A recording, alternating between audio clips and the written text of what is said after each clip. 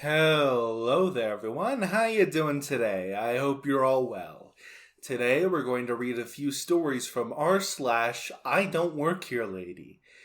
If you enjoy, press the like button, hit the notification bell, and subscribe to my channel. Maybe leave a comment with your thoughts down below. Now, without further ado, let's get started, shall we? Entitled people yell at high schoolers for volunteering. Mandatory I'm on mobile warning. So I'm in this thing called JROTC. Basically, it's the Air Force in high school. We do a lot of volunteering, mostly parking and directing crowd control. Keep in mind a couple things. We are high schoolers. We have no professional training. There were over 1,000 people, and we were given absolutely no instruction on what to do here. We were volunteering to direct parking for the local air show that only happens like once a year. So many people came, and so many people yelled at us. This show really brought out a lot of entitled people. So here are the stories. Also, the workers just threw neon yellow vests at us, and that was all the instruction we got. Our cast. Me, person who just wants a good grade. EP, the collective entitled people at this air show. Josh, our corporate commander. We're all scared of him. There is also a running joke that he is the mom of our corp. OC, other cadets. JM, Josh's mom. TD, traffic director. Now on to the story. I get there, and I'm thrown into handicap parking. I stand to the side, point my hands away from the gates, and tell people to find OC further down who will park them. We had a long strip of parking right next to the entrance gate for handicapped people, but it was long going away from the gates, and we were told to fill it by sending them all the way down and filling it up that way. There was also a small area of space at the front with a cone next to it that I was told not to let anyone park in. These were all the instructions I got. And spoiler alert, people parked there! Yay! So I'm doing my job, and a car pulls up next to me, rolls down the window, and an old woman begins talking to me. Excuse me, where are the handicapped spaces? Right down there, ma'am. Go to the guy in the vest who is parking people, and he will help you. Oh no, that's too far. My husband is handicapped. We can't walk that far. I'm sorry, ma'am, but that's where the parking is. Please move along. How am I supposed to walk that far? My husband is handicapped. I understand, but we have 500 other handicapped people, and they all had to park down there as well. This is ridiculous.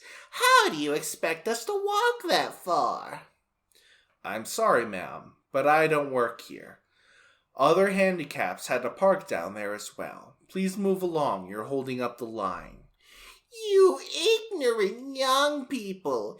You need to be more sympathetic to your elders. What about those spots over there? Pointing to the empty spots I was directed not to let people park in. I'm sorry, no one is allowed to park there. Why not? I'm not sure. I was just told to not let anyone park there. This encounter happened many times with many different people, as well as other things.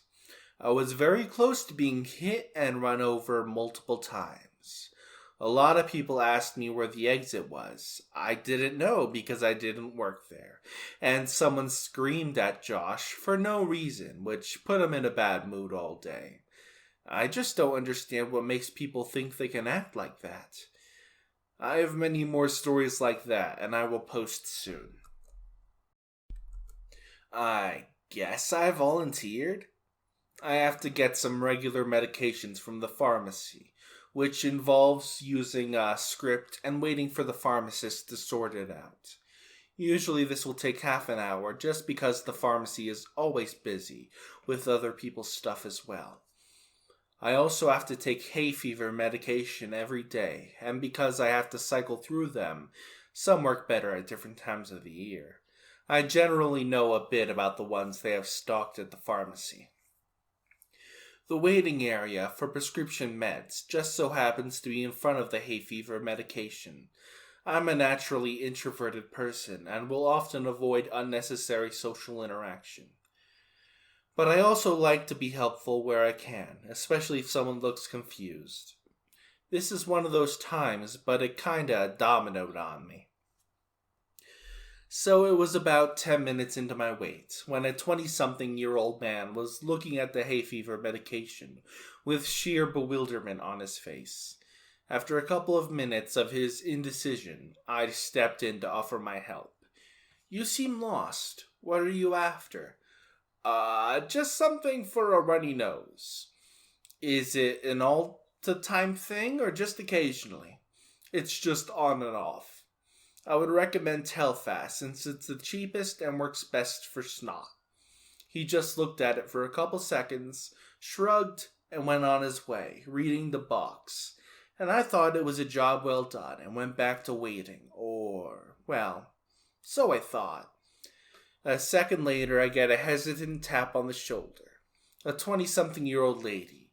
"Excuse me, do you know which one I should use for my everyday use?" "Well, it depends on what symptoms you're trying to get rid of. Snot, cough, sneezing, or itchiness?" I guess mostly itchiness, but occasionally cough." "You could go with either Zyrtex or Nasonex. If it's mostly itchiness, I would recommend Nasonex, as that works best for me. But if you don't like nasal spray, Zyrtec does it well." "I think I'll go with the Zyrtec. I've not done nasal spray before. Thank you." Looking around, I see a couple looking hopeful in my direction.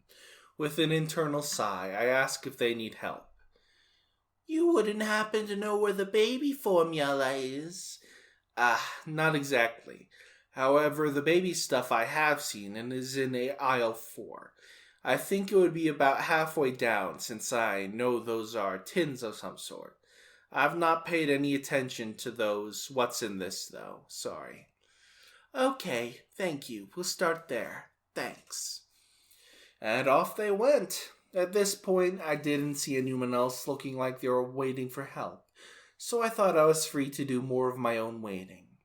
An elderly lady who snuck up behind me like a ninja said, "Excuse me, sir. Do you know where they keep the hay fever eye drops?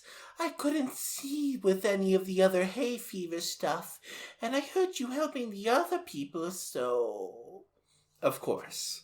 They keep it in the eye aisle, which is fun to say, by the way. Do you need it for itchiness or dryness?" Mostly for dryness, I guess. I never really thought of it." "Okay, well, I would recommend this one," grabbing the blue packaged Vicine. "It has a mild active ingredient for general allergies, but is focused on lubricating rather than just hay fever. You could get the stronger one," gesturing to the red bottle, "but I find that it can dry the eyes a little bit." And the elderly ninja responded, "Thank you so much.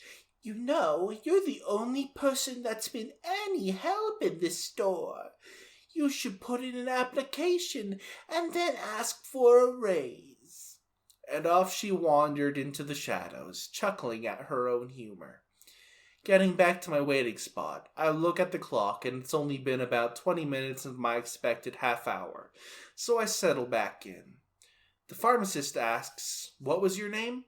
"Oh, okay, it's insert name here." Pharmacist, "Okay, give me a minute."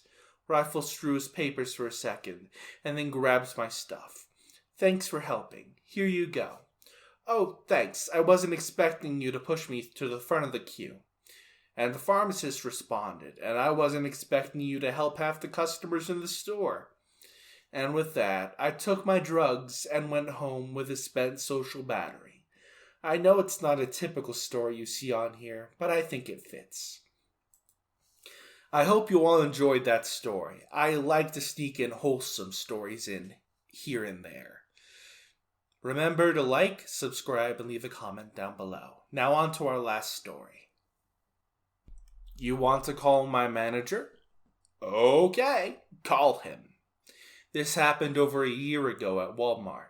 For some context, on my days off, I have a blue Dickies work shirt whenever I go out that has pins and patches all over it as my sort of battle vest, if you will. This fact means that I more than once have been mistaken for a Walmart employee, which I normally just brush off, but this dude took it to another level. So I go to Walmart to drop my car off for an oil change. I decide that I'll walk through the store since it was hot out, and then across the parking lot, a fast food joint for lunch.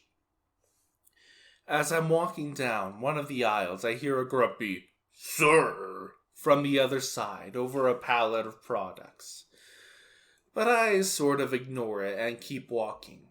A quick look from around me should tell you that I don't work here. But this guy walked around the pallets and gets right in front of me, all while yelling, "Sir," at me. I stop because he's now right in front of me and pop out one of my earbuds, to which this guy starts to go off on me. "Are you going to frickin' help a customer or just frickin' ignore me? You should have your hat or your freaking headphones on at work," he yells like the grumpy troll he is. I just roll my eyes and say, "That was rude, but no, I will not help you." I then gesture to my lack of Walmart name badge and all of the pins patches on my shirt, trying to imply I don't work here. "Well, I want to speak to your manager. You shouldn't treat customers like this." I start to pull my phone out and scroll through my contact list till I find the manager. Mind you, my manager at the time was a grumpy old man from Tennessee who would take zero shit from anyone. And this guy called my manager, he would have had his ass verbally handed to him. "You want to speak to my manager? Okay, but he's going to tell you the same thing I'm about to tell you. Fuck off. Don't yell at anyone like that." And the dude's now getting more angry as I show him my manager's number. "Go ahead. Call him.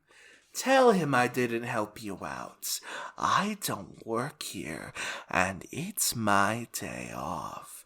You shouldn't be treating people who do work at the store like this." The guy just mumbled something, then pushed past me and walked away, having never called my manager. The next time I was at work, I told my manager this story, and he got a laugh out of it, saying that he would have loved it if that guy called him. And that's the end of today's video. Here's a little segment before we finish.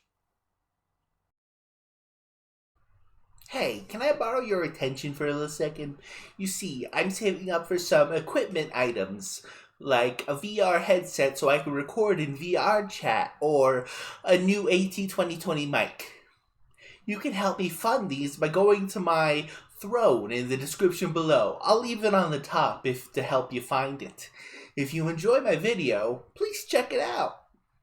Now, that's the end of today's video. I'll see you later.